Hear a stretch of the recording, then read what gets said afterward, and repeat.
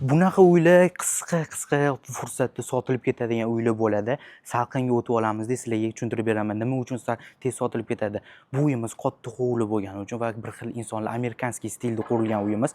Ko'ryapsiz, fasadlari va boshqacha stil bo'ladi. Ko'pincha holatda bunaqa uylar kamdan kam holatda quriladi va tez sotilib ketadigan uylar bo'ladi. Aynan inostanlar kelsa bu uyni sevib qoladigan uylardan biri bo'ladi.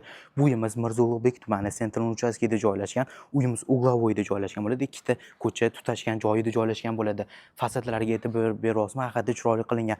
Bu uyimiz 9 sotudan iborat bo'ladi. Endi sizlarga qisqacha tushuntirib beraman. Bu tomonimizga ko'rsanglar, bu yerda yashil hududlar qilib ketilgan. Yashil hududlari va bu yerda archalarga e'tibor beryapsizmi? Menga eng yoqqan archalardan biri bu archamiz bo'ladi. Buni kommentariyada yozib qoldiringlar. Bu nima turdagi archa? Chunki men o'zimga haqiqatda yoqdi va o'zim uyimga ham qo'yib qo'yish maqsad qildim. Bu tomonni ko'ryapsiz, bu yerda zimniy garajli qilib ketilgan. Mashina bemalol ikkita mashina qo'yib qo'yadigan joy qilib qo'yishgan.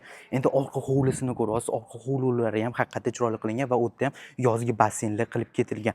Haqiqatda sizlarga aytaman, bu uyimiz haqiqatda puliga stoyishi deb aytolmayman, chunki haqiqatda chiroyli qilingan. 9 sotuni ham inovatga olib qo'yaveringlar. Narxiga keladigan bo'lsa 1.750.000 dollar deyilyapti. Pastda telefon nomerlar qoldirganman. Aloqaga chiqsanglar bo'ladi. Rahmat hammaga.